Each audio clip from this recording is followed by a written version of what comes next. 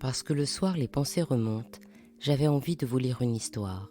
Parce que les temps sont incertains, j'avais envie de vous envoyer un câlin, un bisou. Alors je vous propose le bijou, comme un bisou du soir. Il était une fois, en 1932, bijou de diamant de Chanel.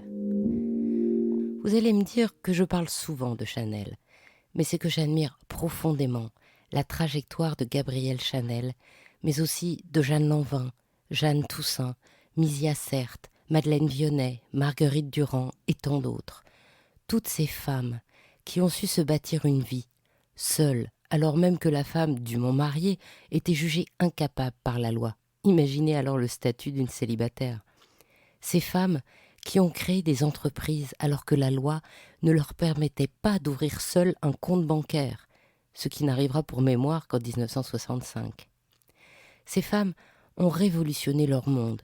Dans la mode, la joaillerie, la presse, non seulement elles ont apporté un souffle nouveau pour les femmes parce que c'étaient des femmes, mais aussi parce qu'elles étaient créatives, imaginatives, anticipatrices, et elles ont osé et réussi ce que personne n'avait réalisé avant elles.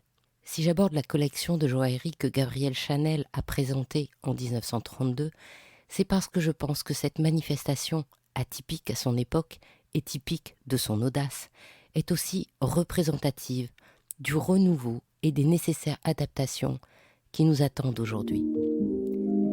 1932, c'est pêle-mêle l'année du bras de fer avec l'Allemagne qui ne veut plus ou ne peut plus payer les réparations de guerre. C'est la fondation du Royaume d'Arabie Saoudite, la création de l'Union des travailleurs nègres en Afrique, la guerre entre la Chine et le Japon. C'est un monde qui craque. C'est un monde en crise économique depuis le krach boursier de 1929, qui devient un effondrement économique international. Et ces difficultés entraînent des changements sociaux profonds, la montée des extrémismes, la défiance à l'international et la xénophobie qui amènera à la guerre. On peut donc se référer à ces conséquences en analogie avec ce que nous vivons. Dans ces circonstances, se lancer dans la joaillerie peut sembler dingue, risqué et même non approprié. Et c'est pourtant ce que décide Gabrielle Chanel. Elle qui s'est fait connaître par ses bijoux faux, ses fausses perles qu'elle mélangeait au vrai, elle décide de créer une collection en diamants. Ce qui est sûr, c'est que c'est la seule intrusion en haute joaillerie de son vivant, car le département joaillerie ne sera créé qu'en 1993. Cette action avait donc un sens, car Gabrielle Chanel est très souvent visionnaire. Après tout, son tailleur, sa petite robe noire, son pantalon n'avaient pas plu à leur sortie, un petit peu trop en avance. Alors si elle crée cette collection unique de joaillerie, c'est parce qu'elle est persuadée qu'en période de crise, on se retourne vers des valeurs fondatrices, l'authenticité, l'innovation et la solidarité. Tout d'abord, l'authenticité. Ces matériaux sont authentiques, des vrais diamants et du platine. Aucun mélange entre le vrai et le faux, au contraire de son style habituel. Elle s'inspire de son ADN propre, les étoiles, la lune, la croix de Malte, qu'elle porte en elle depuis son enfance, en compagnie des religieuses à l'abbaye d'Aubazine en Corrèze. Aujourd'hui, on dirait qu'elle a retrouvé en elle ses valeurs fondamentales.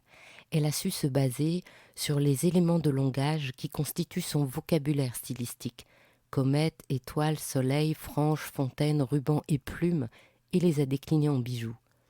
Toute seule, et envers tous, elle a su créer son ADN de marque et sa joaillerie en one-shot constitue son identité de marque. L'adaptation au temps, la ténacité et la thésaurisation sur les savoir-faire d'excellence. Maintenant, explorons l'innovation. Tout d'abord, elle ne met pas en boutique, mais elle crée une exposition, ce qui à l'époque est complètement inusité. Ensuite, ces bijoux ne sont pas disposés dans des écrins, mais sur des mannequins de cire. Pour l'époque, mettre en scène son produit en portée véritable est une révolution. Aujourd'hui, on pourrait traduire par « elle a révolutionné l'espace de vente et l'expérience client ». Bien sûr, il y a un diadème, un bijou de cheveux, un sautoir, les pièces nécessaires de l'époque. Mais son credo de ne pas enfermer la femme dans une armure et de lui rendre sa liberté de mouvement, qu'on connaît très bien dans sa couture, elle le décline en joaillerie.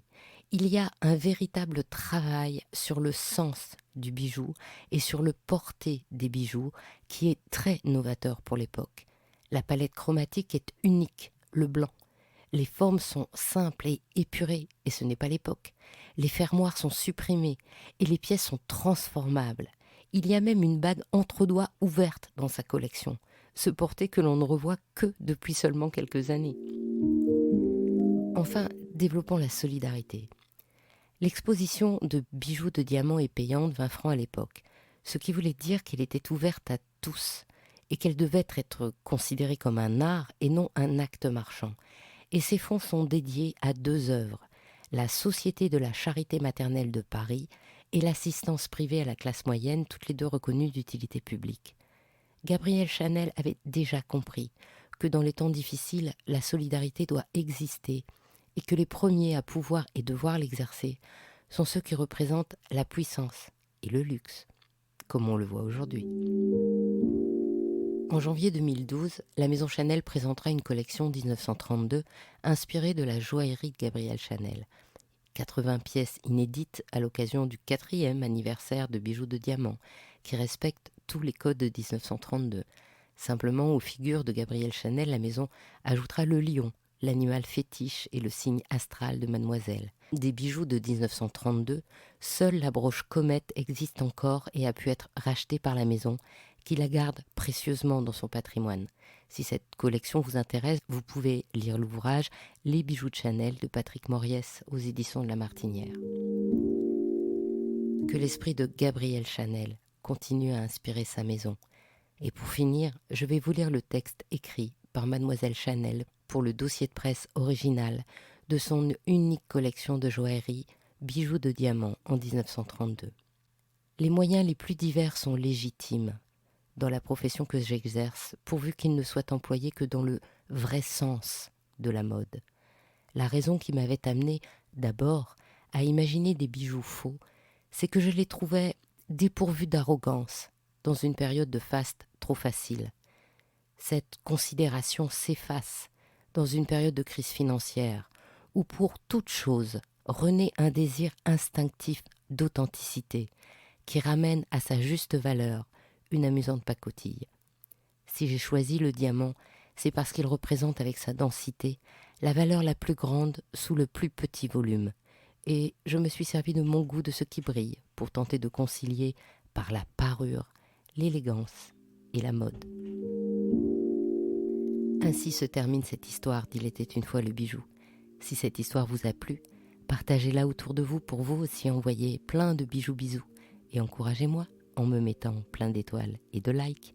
À demain pour un prochain bijou, un nouveau bisou du soir.